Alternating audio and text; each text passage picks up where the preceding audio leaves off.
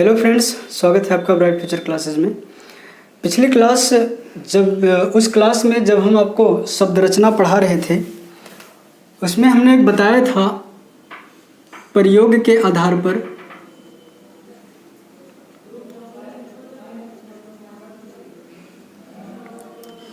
या इसी को कहते हैं विकार के आधार पर। प्रयोग या विकार के आधार पर मैंने आपको दो शब्द बताए थे, जिसमें पहला था विकारी शब्द और दूसरा था अविकारी शब्द। विकारी शब्द में कौन कौन से थे? जैसे संज्ञा, सर्वनाम, विशेषण,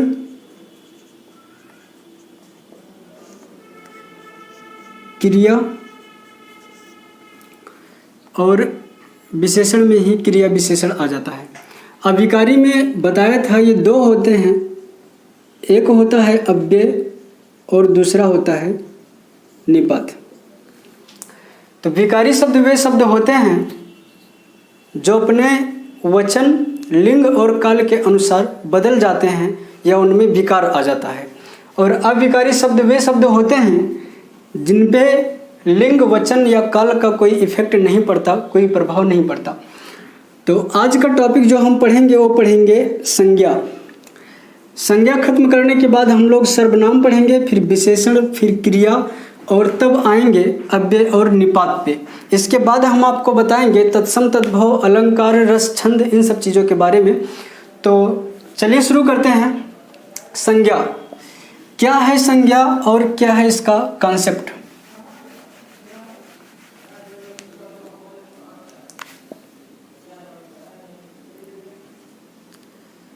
संज्ञा, जिसको इंग्लिश वाले नाउन कहते हैं, ठीक है। अब संज्ञा क्या होता है? एक मिनट के लिए मान लीजिए संज्ञा आप नहीं जानते, संज्ञा को हटा दीजिए और बस ये याद रखिए, इसको कहते हैं नाम। क्या कहते हैं? नाम। किसी भी चीज़ का नाम, चाहे वो व्यक्ति हो, चाहे वो कोई पदार्थ हो, चाहे वो कोई क्रिया हो, किसी भी चीज़ का नाम क्या कहलाता है? संज्ञा कहलाता है। इतनी बात क्लियर है। अब नाम रखने की ज़रूरत क्यों पड़ती है? जैसे मान लीजिए कोई औरत है और इस औरत के 5 बच्चे हैं। अब अगर इनमें से किसी को बुलाना हो तो कैसे कहेगी?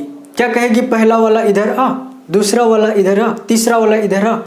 ऐसे तो वो खुद ही उनके बच्चे कंफ्यूज हो जाएंगे कि पहला कौन है, दूसरा कौन है, तीसरा कौन है।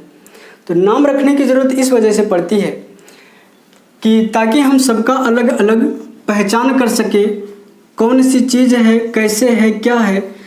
तो उसको एक विशेष पहचान देने के लिए नाम दिया जाता है और उसी नाम को संज्ञा कहते हैं। अब संज्ञा के प्रकार कौन कौन से हैं? संज्ञा मुख्य रूप से 5 प्रकार की होती है, या कह सकते हैं आप अर्थ के आधार पर। अर्थ के आधार पर कितने प्रकार की होती है संज्ञा? 5 प्रकार की, जिसमें पहला होता है व्यक्तिवाचक। व्यक्तिवाचक संज्ञा। दूसरा है जातिवाचक संज्ञा। तीसरा है समूहवाचक संज्ञा। फिर है भाववाचक संज्ञा, और फिर है द्रव्यवाचक संज्ञा। ठीक। तो अर्थ के आधार पर संज्ञा कितने प्रकार की होती है? 5 प्रकार की। व्यक्तिवाचक, जातिवाचक, भाववाचक, समूहवाचक और द्रव्यवाचक। एक चीज़ और ध्यान रखना, एक बहुत महान साहित्यकार हुए जिनका नाम था कामता प्रसाद गुरुजी। कामता प्रसाद गुरुजी, इन्होंने कहा संज्ञा 3 प्रकार की होती है। पहला इन्होंने कह दिया व्यक्तिवाचक, दूसरा कह दिया जातिवाचक, और तीसरा बताया इन्होंने भाववाचक। तो कामता प्रसाद गुरु जी ने कितने प्रकार के नाउन बताए? 3 प्रकार के, व्यक्तिवाचक, जातिवाचक और भाववाचक।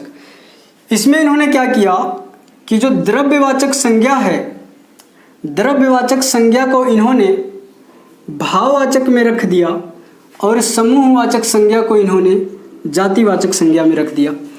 अगर आपसे पूछता है कि अर्थ के आधार पर संज्ञा कितने प्रकार की होती है तो आप कहेंगे 5 प्रकार की। लेकिन अगर पूछे कामता प्रसाद गुरु जी के अनुसार संज्ञा कितने प्रकार की होती है तो आप कहेंगे 3 प्रकार की। इतनी बात क्लियर है। अब पढ़ते हैं व्यक्तिवाचक संज्ञा क्या है। तो व्यक्तिवाचक संज्ञा ये वो नाम है जब किसी व्यक्ति को या किसी पदार्थ को या किसी भी चीज़ को एक विशेष पहचान देने के लिए कोई नाम रखा जाता है तो उसी को व्यक्तिवाचक संज्ञा कहते हैं।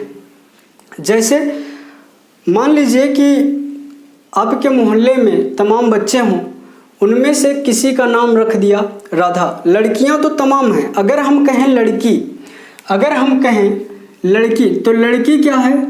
जातिवाचक संज्ञा है, क्योंकि संसार में जितनी लड़कियां हैं सबको लड़की कहेंगे। लड़की कहेंगे तो उसमें जो लड़की का समुदाय है पूरा उसमें आ जाता है। लेकिन अगर हम राधा की बात करेंगे तो उन लड़कियों के बीच में राधा अपने आप में एक स्पेशल होगी, जिसकी एक विशेष पहचान होगी, मतलब कि उसके जैसा कोई नहीं है। राधा एक से और लड़कियों का भी नाम हो सकता है, लेकिन हर राधा की अपनी एक अलग विशेष पहचान है। विशेष पहचान देने के लिए हम जिस संज्ञा का प्रयोग करते हैं उसी को कहते हैं व्यक्तिवाचक संज्ञा। जैसे अगर हम किसी व्यक्ति का नाम रख दें तो वह भी व्यक्तिवाचक है, किसी स्थान का नाम रख दे तो वह भी व्यक्तिवाचक संज्ञा है, किसी वस्तु का नाम रख दे तो वह भी व्यक्तिवाचक संज्ञा है। जैसे कि ध्यान देना, अगर हम कहें राम, अगर कहेंगे राम तो ये क्या है? व्यक्तिवाचक संज्ञा है। अगर कहेंगे लड़का तो लड़का क्या है? जातिवाचक संज्ञा है। लड़के तो तमाम हैं लेकिन उनमें से राम विशेष है और यही विशेष पहचान देने के लिए हम व्यक्तिवाचक संज्ञा का प्रयोग करते हैं। अगला है हमारे पास स्थान। देखना, जैसे मान लीजिए कि यह है भारत, ये क्या है? भारत। अब भारत में तमाम शहर हैं, भारत में तमाम शहर हैं। अगर हम कहेंगे शहर, अगर कहेंगे शहर तो शहर क्या है? जातिवाचक संज्ञा है। शहर तमाम शहर होंगे, लेकिन अगर उसमें से हम कह दें दिल्ली, इसका मतलब क्या हो गया कि भारत में दिल्ली जैसा कोई शहर नहीं है, दिल्ली की अपनी एक अलग विशेषता है। तो दिल्ली को कहेंगे व्यक्तिवाचक संज्ञा और शहर को कहेंगे जातिवाचक संज्ञा। ठीक है। तो अब जातिवाचक संज्ञा में आते हैं। जैसे किसी जिस संज्ञा से किसी जाति का बोध हो तो उसे कहेंगे जातिवाचक संज्ञा। जैसे लड़का, लड़की, फिर हो गया गाड़ी। अब तमाम गाड़ियां हैं, तमाम गाड़ियां हैं, उनमें से अगर हम कह दें कार तो कुछ दशाओं में एक कार भी जातिवाचक संज्ञा हो जाएगी। लेकिन अगर उसमें से हम कह दें लाल कार तब क्या हो गया? तब इसकी एक अलग पहचान हो गई, तब लाल कार को कहेंगे व्यक्तिवाचक संज्ञा। ऐसे ही अगर हम कहें नदी तो नदी से एक नदी के जातियों का बोध हो रहा है, मतलब तमाम नदियां हैं। क्या है? तमाम नदियां हैं। अगर उसमें से हम कह दें गंगा नदी तो गंगा नदी इन नदियों में से छट के बाहर आ गई, मतलब गंगा नदी जैसा कोई और नदी नहीं है। तो गंगा क्या हो जाएगा? व्यक्तिवाचक संज्ञा और नदी जातिवाचक संज्ञा। ठीक है। फिर अगला है समूहवाचक संज्ञा। अब समूहवाचक संज्ञा किसे कहते हैं? जिस संज्ञा से या जिस नाम से एक समूह का बोध हो, समूह का मतलब जहाँ पर एक से ज़्यादा व्यक्ति हों उसको समूह कहेंगे। तो जिस संज्ञा से समूह का बोध हो उसको कहेंगे समूहवाचक संज्ञा। जैसे हम कहें कक्षा, क्या कह दें, कक्षा। तो कक्षा का मतलब होता है क्लास, एक क्लास ऐसा जिसमें एक बच्चे तो होंगे नहीं, तमाम बच्चे होंगे, तो उन सब बच्चों को मिला करके क्या कहेंगे, कक्षा कहेंगे। तो कक्षा से किसका बोध होता है, समूह का बोध होता है। ऐसे हम कह दें टीम, मान लो क्रिकेट टीम कह दिए, तो किसी एक खिलाड़ी के मिलने से टीम का निर्माण तो होता नहीं है, तमाम खिलाड़ी मिलेंगे तब एक ग्रुप का निर्माण होता है जिसको हम टीम कहेंगे। तो टीम भी अपने आप में क्या है, समूहवाचक संज्ञा है। इसी में आप कह सकते हैं सभा, अगला कह दे जनता।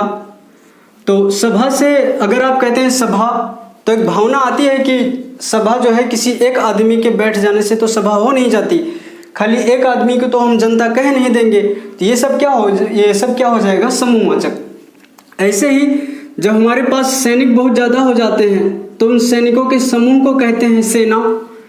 तो ये सब क्या हो जाएंगे, समूहवाचक हो जाएंगे। अगला है भाववाचक संज्ञा। अब भाववाचक संज्ञा किसे कहते हैं, जो हमारे मन की भावनाएं होती हैं अगर उनको हम कोई नाम दे दें तो उसको क्या कहेंगे, भाववाचक संज्ञा कहेंगे। जैसे कि जब आपके मन में खुशी होती है तो आप कहेंगे खुशहाली, जब आपको रोना आता है तो कहेंगे रोवाई। तो इन सब चीज़ों को क्या कहेंगे, भाववाचक संज्ञा कहेंगे। जैसे अगर हम कहें बुढ़ापा, तो बुढ़ापा जब आप कहते हैं तो इसमें फीलिंग आती है, आपके मन में जो भावनाएं आती हैं, किस चीज़ की भावनाएं आती हैं, बुढ़ापे की। अगर हम कह दें मिठास, तो आप फील करेंगे किसी वस्तु को खा रहे हैं, मतलब जैसे मिठाई खा रहे हैं तो आपको मीठा फील होगा, तो आप कहेंगे इसकी मिठास बहुत अच्छी है। तो ऐसे ही अगर आप मिर्च खा रहे हैं तो कहेंगे तीखा बहुत ज़्यादा है। तो जो भी आपके मन की भावनाएं हैं अगर उसको कोई नाम दे दिया जाए तो उसको कहेंगे भाववाचक संज्ञा। इसमें और क्या रख सकते हैं, जैसे इंसानियत। इंसानियत भी क्या है, इंसानियत को आप देख सकते हैं। भाववाचक संज्ञाएं ऐसी संज्ञाएं होती हैं जिनको आप देख नहीं सकते, किसी के अंदर इंसानियत है, किसी के अंदर हैवानियत है, किसी की जो स्वाद है उसमें मिठास है, किसी में कड़वापन है, तो आप इसे फील कर सकते हैं लेकिन देख नहीं सकते। तो जिनको भी आप फील कर सकते हैं, जिनकी वजह से आपके मन में भावनाएं आती हैं, उसको भाववाचक संज्ञा कहेंगे।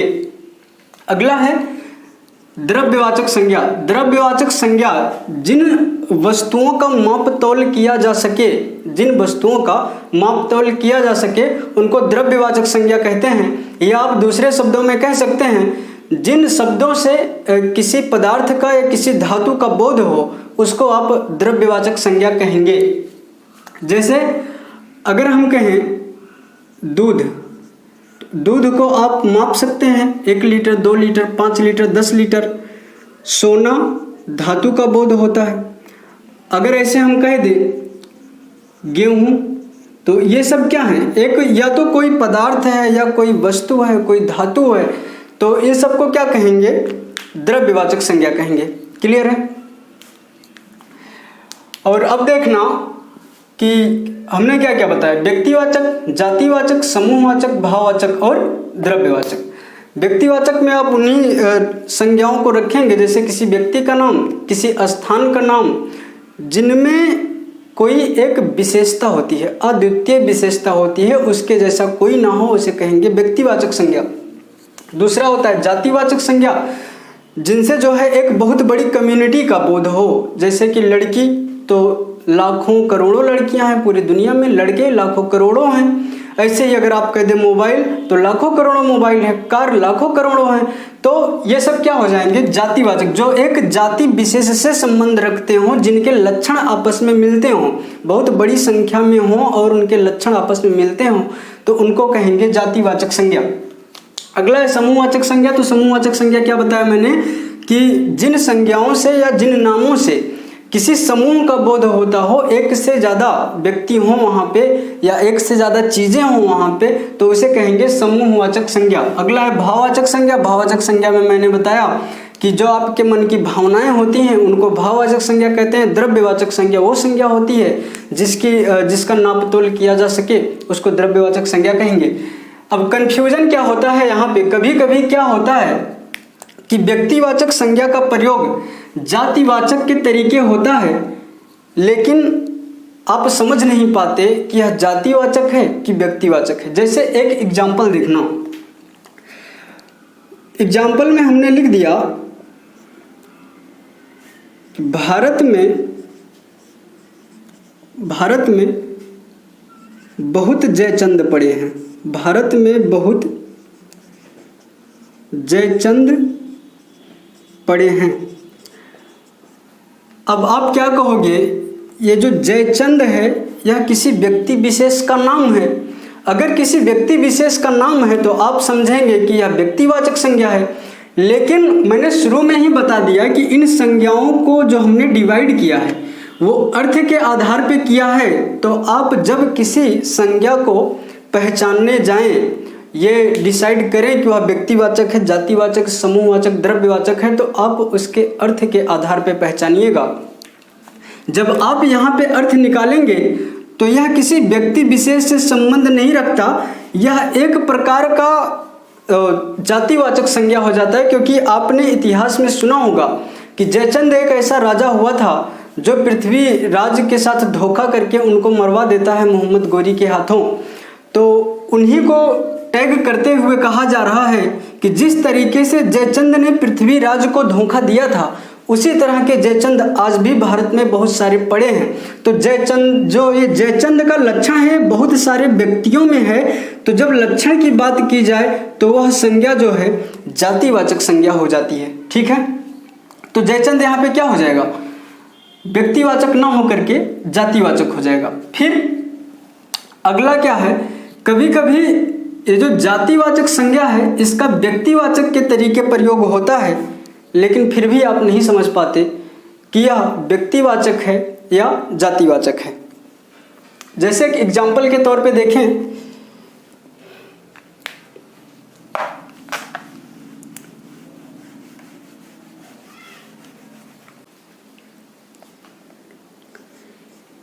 रामचरितमानस की रचना, रामचरितमानस की रचना गोस्वामी द्वारा की गई, गोस्वामी द्वारा की गई। अब यहाँ देखना, ये जो संज्ञा यहाँ पे प्रयोग हुआ है गोस्वामी, बहुत सारे लोग अपने नाम के आगे गोस्वामी लगाते हैं, तो गोस्वामी एक तरीके से क्या जातिवाचक संज्ञा हुआ। लेकिन जब आप अर्थ निकालेंगे इस सेंटेंस का, तो रामचरितमानस की रचना गोस्वामी द्वारा की गई कहने का मतलब किसकी बात कर रहे हैं, तुलसीदास की बात कर रहे हैं। संज्ञा तो जातिवाचक ही प्रयोग हो रही है, लेकिन अर्थ जो है वह व्यक्तिवाचक निकल रहा है। इस वजह से यहाँ यह संज्ञा जातिवाचक ना होकर के व्यक्तिवाचक हो जाएगी। ऐसे ही बात करें, एक नारा दिया गया था सुभाष चंद्र बोस के द्वारा, तुम मुझे खून दो, तुम मुझे खून दो, मैं तुम्हें आज़ादी दूंगा।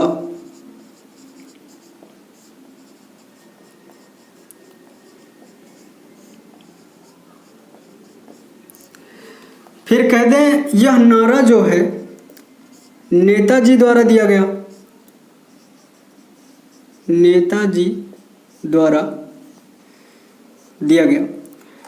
अब यहाँ पे नेताजी संज्ञा जो प्रयोग हुई है, नेताजी क्या हो गया, जातिवाचक। किसी भी पद का नाम, चाहे वो नेता हो, मुख्यमंत्री, प्रधानमंत्री, राष्ट्रपति, राज्यपाल, कोई भी पद अगर है, उस पद का नाम जो है वह जातिवाचक संज्ञा होती है।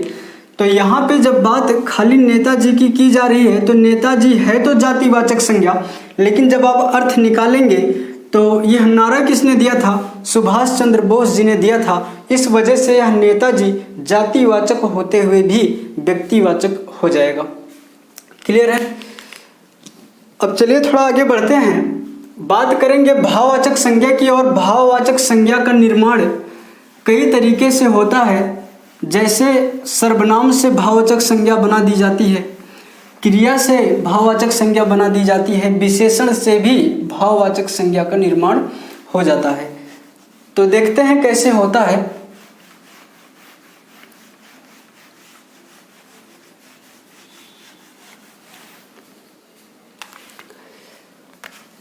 पहले हम बनाएंगे सर्वनाम से भाववाचक संज्ञा।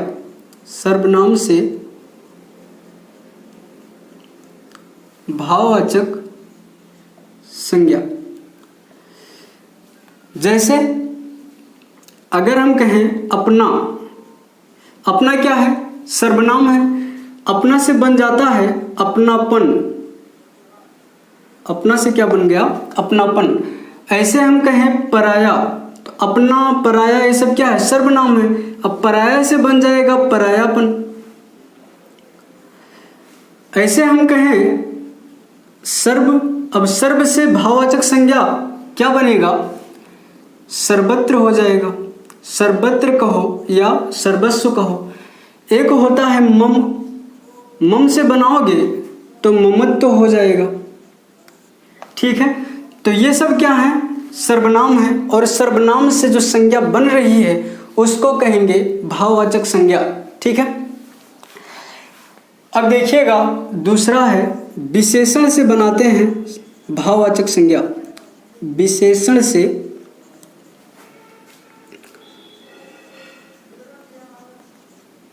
भाववाचक संज्ञा। अब विशेषण क्या होता है? जो शब्द किसी संज्ञा या सर्वनाम की विशेषता बताए, या वह जो विशेषण होता है वो क्रिया की भी विशेषता बताता है, लेकिन उसे पर विशेषण कहते हैं। तो संज्ञा या सर्वनाम की विशेषता बताने वाले शब्द को या उस संज्ञा को, संज्ञा नहीं होता, संज्ञा या सर्वनाम की विशेषता बताने वाले शब्द को विशेषण कहते हैं। जैसे हम कह दें मीठा, तो यह क्या है? एक प्रकार का विशेषण है। मीठा विशेषता बताता है। जैसे यह लड्डू बहुत मीठा है, तो मीठा है, कैसा है? मीठा है, तो मीठा क्या हो जाएगा? विशेषण हो जाएगा। ऐसे हम कहें खट्टा, तो खट्टा भी क्या हो जाएगा? एक विशेषण हो जाएगा। ऐसे कह दें कड़वा, तो कड़वा भी क्या है? एक विशेषण है। फिर कह दें बुरा, यह भी एक विशेषता है। फिर कह दें अच्छा, यह भी एक विशेषता है। तो मीठा से बनाना हो तो आप क्या कहेंगे? मिठास हो जाता है। खट्टा से खटाई कह देंगे। कड़वा से कहेंगे कड़वापन, कड़वा से कड़वापन। ये सब क्या बन रहा है? भाववाचक संज्ञा। बुरा से कह देंगे बुराई। अच्छा से अगर भाववाचक संज्ञा बनाना हो तो क्या बनेगा? अच्छाई। ठीक है, फिर देखिए जातिवाचक संज्ञा से भाववाचक संज्ञा कैसे बनाएंगे? जातिवाचक संज्ञा से भाववाचक संज्ञा।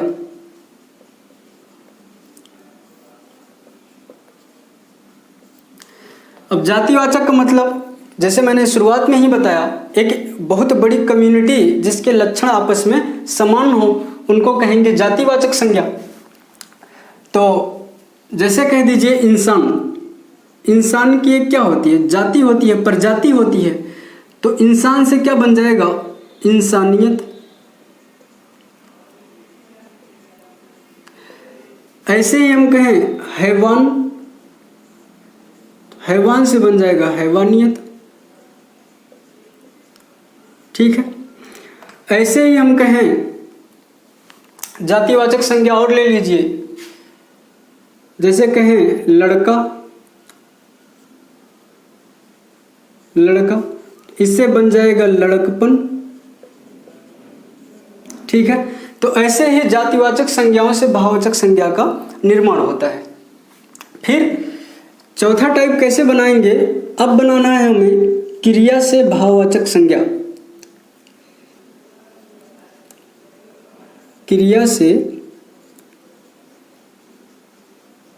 भाववाचक संज्ञा। क्रिया ले लीजिए, जैसे कहे रोना। रोना एक प्रकार की क्या है, क्रिया है। रोना से भाववाचक संज्ञा रोआई हो जाता है। फिर कहें पीटना। पीटना भी क्या है, एक क्रिया है। पीटना से पिटाई हो जाता है। ठीक है, ऐसे हम कहें हंसना। हंसना से हंसाई हो जाता है। तो भाववाचक संज्ञा वो संज्ञा होती हैं जिनको आप देख नहीं सकते लेकिन महसूस कर सकते हैं, जो कि मैंने पहले बताया। और ये है भाववाचक संज्ञा के निर्माण। सर्वनाम से भाववाचक संज्ञा कैसे बनाया जाएगा, विशेषण से भाववाचक संज्ञा का निर्माण कैसे होता है, जातिवाचक संज्ञा से भाववाचक संज्ञा का निर्माण कैसे होता है, और क्रिया से भाववाचक संज्ञा का निर्माण कैसे होता है। तो संज्ञा यहीं पे कंप्लीट होता है ये टॉपिक। उम्मीद है आपको समझ में आया होगा। अगर कोई डाउट है तो आप कमेंट सेक्शन में जा करके कमेंट करके ज़रूर बताइए। तो इसको यहीं समाप्त करते हैं, मिलेंगे अगली क्लास में किसी और टॉपिक के साथ। Thank you so much.